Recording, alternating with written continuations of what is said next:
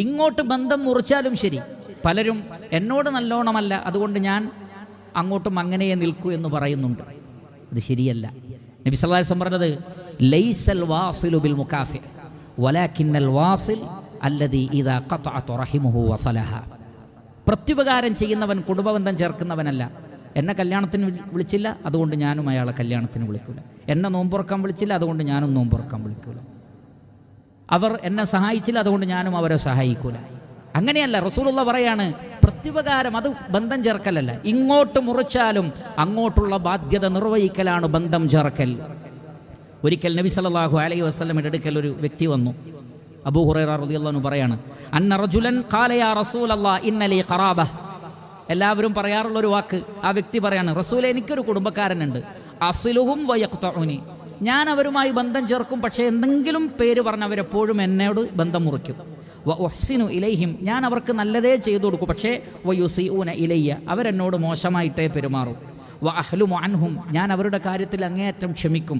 എന്നാൽ വയജ്ഹലൂന അലയ്യ. അവർ എപ്പോഴും എന്നോട് ജഹാലത്ത് കാണിച്ചുകൊണ്ടിരിക്കും. ഞാൻ എന്ത് നന്മ ചെയ്താലും തിരിച്ച് മോശമായിട്ടാണ് ഇങ്ങോട്ട് കിട്ടുന്നത്. നബി സല്ലല്ലാഹു അലൈഹി വസല്ലം പറഞ്ഞതിലെ ഇൻ കുൻത കമാ ഖുൽത, നീ പറഞ്ഞതുപോലെയാണ് കാര്യമെങ്കിൽ ഫകഅന്നമാ തുസിഫുഹുമുൽ മല്ല, നീ ചുടുവെണ്ണീർ അവരെ തീറ്റിക്കുന്നതിന് സമമാണ് എന്ന് പറഞ്ഞാൽ അത്രക്ക് വലിയ ശിക്ഷ അവർക്ക് വരാൻ പോകുന്നുണ്ട്. പിന്നെ അള്ളാഹുവിൻ്റെ റസൂൽ പറഞ്ഞത് കേൾക്കൂ, വലാ യസാലു മഅക മിനല്ലാഹി ളഹീറുൻ അലൈഹിം മാ ദുംത അലാ ദാലിക്. നീ ഈ നിലപാട് തുടരുവോളം അള്ളാഹുവിൽ നിന്ന് ഒരു സഹായി നിൻ്റെ കൂടെ എപ്പോഴും ഉണ്ടാകും. ഒരു മലക്കിനെ അള്ളാഹു ആ വ്യക്തിയുടെ കൂടെ എപ്പോഴും അയക്കുന്നതാണ്. പ്രത്യേക പ്രൊട്ടക്ഷൻ.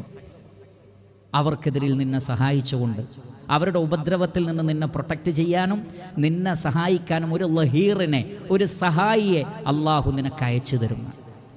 അതുകൊണ്ട് പ്രിയപ്പെട്ടവരെ, കുടുംബബന്ധം ചേർക്കുക. ആരൊക്കെ ഇങ്ങോട്ട് മുറിച്ചാലും നല്ല നിലക്ക് അവരോട് പെരുമാറുക. ഇദ്ഫഅ ബില്ലതീ ഹിയ അഹ്സൻ.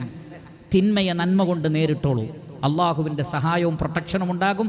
ഒരു പ്രത്യേക മലക്കിനെ അള്ളാഹു നിയോഗിക്കുമെന്ന് റസൂലുള്ളാഹി സ്വല്ലല്ലാഹു അലൈഹി വസല്ലമ പറഞ്ഞിരിക്കുന്നു.